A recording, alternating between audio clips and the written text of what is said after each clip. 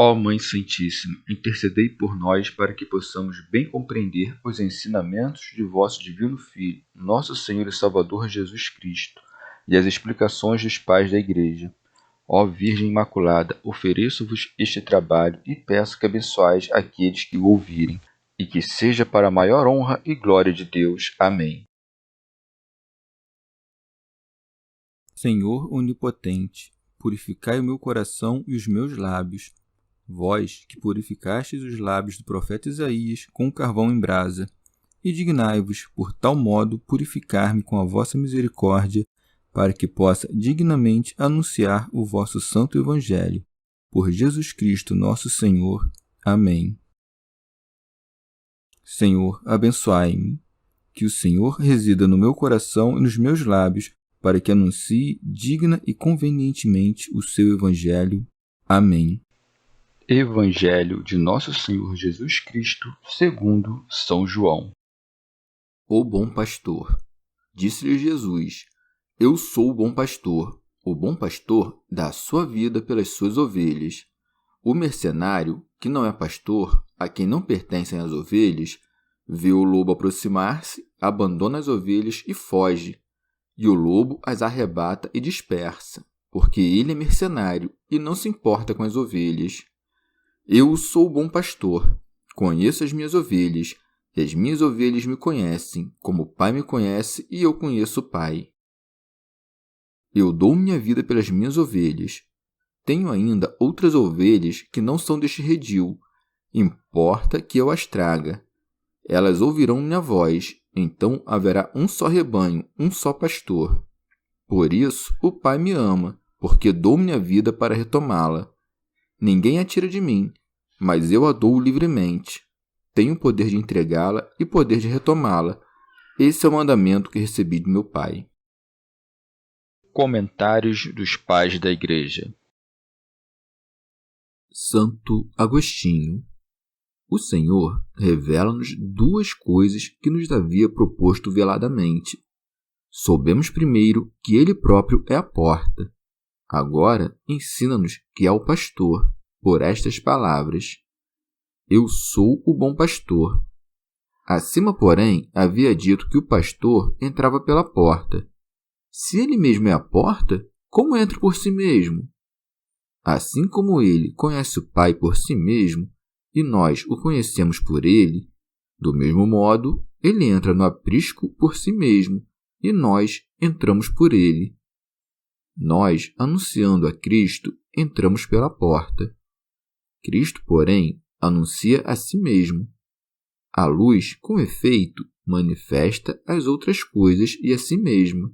Ora, se os que presidem a Igreja, que são seus filhos, são pastores, como não há mais que um pastor, senão porque todos aqueles são membros de um só pastor? Em verdade, concedeu ser pastor aos seus membros, pois Pedro é pastor, assim como os demais apóstolos, e todos os bons bispos são pastores. Nenhum de nós, entretanto, se chama a si mesmo porta. O Senhor não teria acrescentado bom a pastor se não existissem pastores maus. Estes são ladrões e salteadores, ou ao menos mercenários. São Gregório. O Senhor explica para que o imitemos em que consiste a bondade do pastor, dizendo: O bom pastor dá a sua vida pelas suas ovelhas.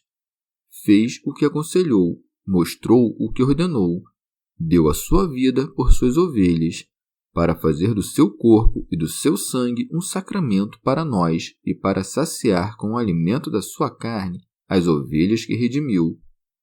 Mostrou para nós o caminho do desprezo da morte, que devemos seguir, e a forma divina que deve ser impressa em nós. A primeira coisa que devemos fazer é repartir generosamente os nossos bens exteriores entre as suas ovelhas. Por último, se necessário, dar até mesmo a nossa vida por estas ovelhas. Como, porém, o que não dá seus bens às ovelhas, haverá de dar por elas a própria vida? Santo Agostinho. Ora, isto não foi feito somente por Cristo. No entanto, se aqueles que o fizeram são seus membros, então ele foi o único que o fez. Ele, com efeito, pôde fazer sem eles, mas não eles sem ele. No entanto, todos os pastores foram bons, não simplesmente porque derramaram o seu sangue, mas porque o derramaram por suas ovelhas. Não derramaram por orgulho, mas por caridade. Pois, mesmo alguns hereges que, por sua iniquidade e erros, sofreram alguns trabalhos, se vangloriam com o nome dos mártires, cobrindo-se com esta capa para mais facilmente roubar, pois são lobos. Não se deve dizer de todos aqueles que entregaram seus corpos ao martírio que derramaram seu sangue pelas ovelhas. Derramaram-no antes contra as ovelhas, pois diz o apóstolo: ainda que entregasse o meu corpo para ser queimado, se não tivesse caridade, nada disso me aproveitaria. Como terá um mínimo de caridade quem não ama a unidade? Recomendando esta unidade, o Senhor não quis nomear muitos pastores, mas um só, dizendo: eu sou o bom pastor. São João Crisóstomo. O Senhor falava, além disso, sobre a sua paixão, mostrando que não a sofreria contra sua vontade, mas para a salvação do mundo. Depois, volta a indicar os sinais que distinguem o pastor do mercenário quando diz: o mercenário, que não é pastor, a quem não pertencem as ovelhas, vê o lobo aproximar-se, abandona as ovelhas e foge. São Gregório. Há muitos que, preferindo os bens terrenos às ovelhas, com razão não merecem o nome de pastores. Não pode ser chamado de pastor, mas apenas de mercenário, aquele que apacenta as ovelhas do Senhor em vista de uma recompensa temporal e não por um amor íntimo. É mercenário aquele que ocupa o lugar do pastor, mas não procura o bem das almas.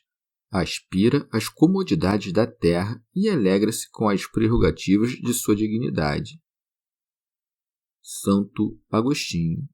Ele busca outra coisa na igreja, não a Deus. Se buscasse a Deus, seria casto, pois Deus é o esposo legítimo da alma. Todo aquele que busca algo fora de Deus não busca a Deus castamente. São Gregório.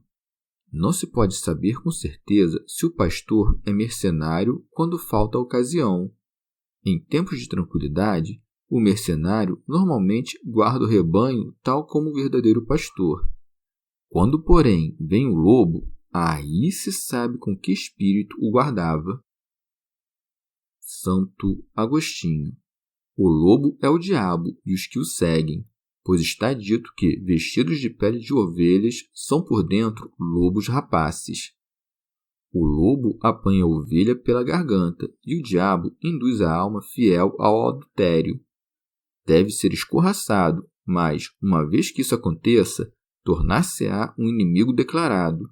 Preparará armadilhas e fará tanto mal quanto puder. Se te calas e não reverberas, então viste o lobo vindo e fugiste. Teu corpo permaneceu imóvel, mas fugiste em tua alma, pois os afetos são movimentos da alma. Expande-se a alma pela alegria, contrai-se pela tristeza, avança pelo desejo e foge pelo temor. São Gregório. Também o lobo se lança sobre as ovelhas, quando um homem injusto e ladrão oprime os fiéis e humildes. O que parecia pastor e não era, abandona as ovelhas e foge, não resistindo à injustiça quando o perigo se apresenta. Não foge, pois, saindo do lugar, mas deixando de apoiar o seu rebanho. O mercenário não presta seu auxílio em nenhum destes perigos e, enquanto busca bens exteriores, deixa que o rebanho abandonado sofra perdas interiores. O mercenário foge. Só há uma razão para que o mercenário fuja, porque é mercenário e o que diz respeito às ovelhas não lhe interessa. Como dizendo: não pode permanecer firme quando as ovelhas estão em perigo aquele que, ao conduzir as ovelhas, não tem amor por elas, mas busca apenas o lucro terreno, Por isso, trepida quando se apresenta o perigo, para não perder a única coisa que ama verdadeiramente. Santo Agostinho. Se os apóstolos foram pastores e não mercenários, por que fugiram quando se viam perseguidos? Porque seguiam o conselho do Senhor. Quando vos perseguirem numa cidade, fugi para outra. Fujam, pois, de cidade em cidade todos os servos de Cristo, os ministros da sua palavra e do seu sacramento, quando algum deles, em particular, é procurado por seus perseguidores, de modo que a igreja não seja abandonada por aqueles que são poupados da perseguição. Quando, porém, o perigo for comum a todos, bispos, clérigos e leigos, os que precisam de auxílio não sejam abandonados por aqueles de cujo auxílio precisam, ou que passem todos a lugares seguros, e que aqueles que têm o dever de permanecer não sejam abandonados por aqueles que administram suas necessidades espirituais. Os ministros de Cristo podem fugir, por força da perseguição, dos lugares onde não haja um povo cristão que tenha necessidade do seu ministério, ou quando esse mesmo ministério necessário possa ser desempenhado por outros que não tenham o mesmo motivo para fugir. Mas, quando o povo permanece e os ministros fogem, não é esta a fuga inexcusável dos pastores mercenários que não têm cuidado algum com suas ovelhas? Os pastores bons são chamados porta, porteiro, pastor e ovelhas. Os maus, ladrões, salteadores, mercenários e lobos. Devemos amar o pastor, resguardar-nos contra o ladrão e tolerar o mercenário. O mercenário é útil enquanto não vê o lobo, o ladrão ou o salteador. Tão logo vê, ele foge. Não seria chamado mercenário se não recebesse a recompensa daquele a quem serve. Os filhos esperam com paciência a herança do pai, enquanto o mercenário deseja afoito a retribuição temporal do seu trabalho. E, entretanto, pela voz de ambos, a glória divina de Cristo é difundida. O mercenário produz dano pelo mal que faz, não pelo bem que diz. Colhe o cacho e cuida dos espinhos, pois, às vezes, o cacho, nascido da vinha, pende entre os espinhos. De fato, muitos que buscam na igreja bens terrenos anunciam o Cristo, e por meio deles a voz de Cristo é ouvida, e as ovelhas seguem, não o mercenário, mas a voz do pastor ouvida por meio do mercenário. São João Crisóstomo. O Senhor apresentou acima duas sortes de maus senhores, um que rouba, mata e destrói, outro que nada faz. Por aqueles referia-se aos autores de sedições, por estes aos mestres judeus que não cuidavam das ovelhas a eles confiadas. Cristo distingue-se de ambos. Daqueles, porque não veio causar dano, pois diz: eu vim para que tenham vida. Destes que desprezam as rapinas dos lobos, dizendo que dá vida pelas suas ovelhas. Como conclusão de tudo, acrescenta: eu sou o bom pastor. Mas como já dissera que as ovelhas ouvem a voz do pastor e o seguem, para que ninguém perguntasse: que dizes, pois, dos que não creem em ti? Acrescenta: conheço as minhas ovelhas, e as minhas ovelhas me conhecem. Isso é o mesmo que diz São Paulo por estas palavras: Deus não rejeitou o seu povo, que conheceu na sua presciência. São Gregório, como dizendo: eu amo as minhas ovelhas, e elas, amando-me, obedecem-me. Com efeito, quem não ama a verdade está longe de conhecê-la. Teofilacto Diócrida. Daí, pois, a diferença entre o mercenário e o pastor. O mercenário ignora as ovelhas, pois raramente as vê. O pastor, porém, conhece as suas próprias ovelhas, dedicando-lhe o seu cuidado. São João Crisóstomo. Depois, para que atribuas ao conhecimento de Cristo e ao das ovelhas a mesma medida, acrescenta: como o Pai me conhece e eu conheço o Pai, como dizendo: conheço-o com a mesma certeza com a qual ele me conhece. Aqui há paridade, lá não. Prossegue: eu dou minha vida pelas minhas ovelhas. São Gregório, como dizendo: eis a prova de que conheço o Pai e sou conhecido pelo Pai, que dou a minha vida pelas minhas ovelhas. A própria caridade com a qual morro pelas minhas ovelhas é o testemunho do amor com que amo o Pai. São João Crisóstomo também diz isso para mostrar que não é um impostor. Também o apóstolo, quando quis mostrar contra os que diziam os falsos apóstolos que ele era o verdadeiro mestre, argumentou a partir dos perigos e riscos da vida que passou. Teofilacto Diócrida. Os sedutores não expuseram a sua vida pelas ovelhas, mas, como mercenários que eram, abandonaram aqueles que os seguiam. Mas o Senhor, para que não fossem presos, disse: deixai ir estes. São Gregório. Como ele tinha vindo para resgatar não apenas a Judéia, mas também a gentilidade, acrescenta: tenho ainda outras ovelhas que não são deste redil. Santo Agostinho. Dirigia-se ao primeiro rebanho que era, pelo sangue, da raça de Israel, mas havia outros rebanhos que pertenciam, pela fé, ao mesmo Israel. Estavam fora, dispersos entre as nações. Estavam predestinados, mas ainda não estavam congregados. Não pertencem, pois, a este rebanho, porque não são pelo sangue da raça de Israel. Mais tarde, porém, pertencerão a este aprisco. Importa que eu as traga. São João Crisóstomo. Mostra que ambos estão dispersos e sem pastor. Elas ouvirão minha voz, como dizendo: por que vos admirais quando digo que estes me seguirão e ouvirão minha voz quando vedes que outros me seguem e a ouvem? Depois prediz a união futura de ambos, dizendo: então haverá um só rebanho, um só pastor. São Gregório.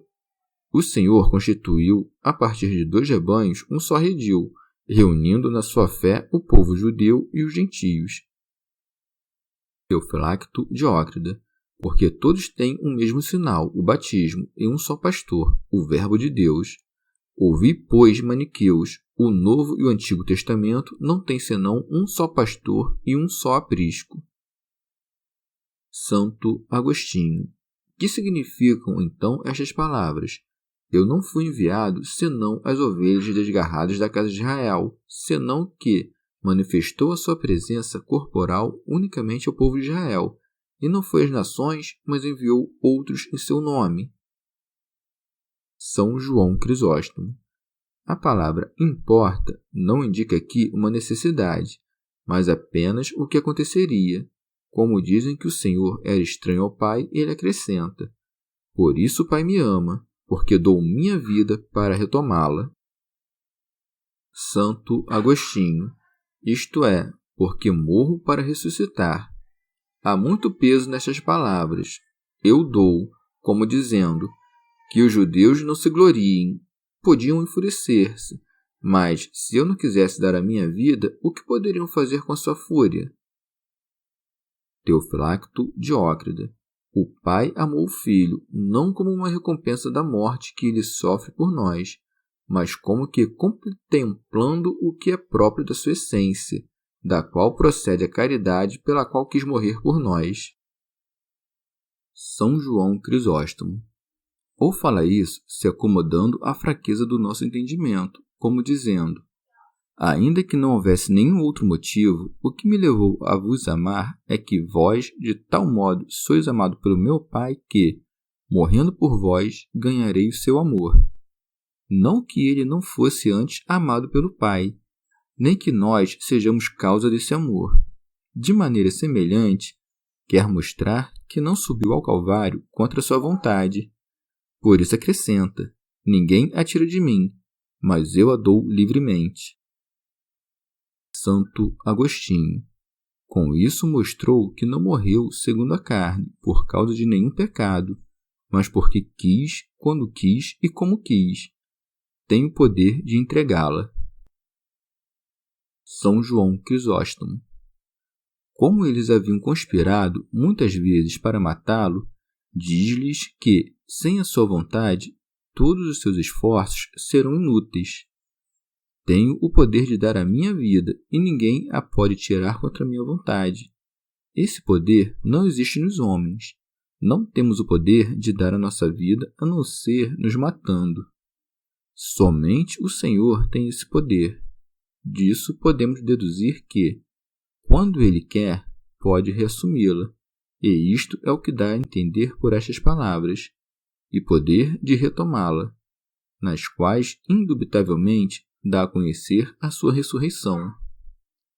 E para que, quando o matassem, não pensassem que o Pai o havia abandonado, acrescenta: Esse é o mandamento que recebi do meu Pai, isto é, dar a minha vida e reassumi-la. Essas palavras não devem ser interpretadas como se o Senhor precisasse primeiro de ouvir o mandamento do Pai e tivesse necessidade de aprender algo. Mostrou simplesmente que tudo se passava segundo a sua vontade e destruiu toda suspeita de oposição entre ele e o Pai. Teofilacto Diócrida. O que chama aqui mandamento não é outra coisa senão a concórdia entre ele e o Pai. Alcuino. Com efeito, a palavra não recebeu o mandamento por palavras, mas na palavra unigênita do Pai está contido todo o mandamento.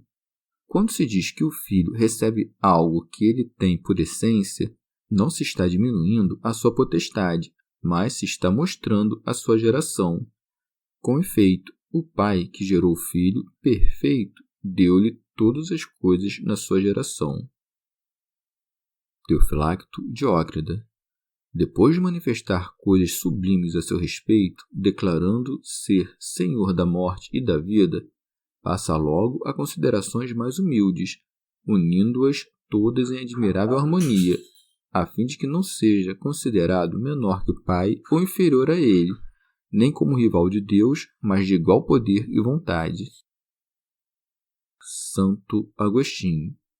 Com isso que o Senhor diz sobre a sua própria alma, somos prevenidos contra a heresia dos apolinaristas, que dizem que Cristo não tinha alma humana, isto é, a alma racional.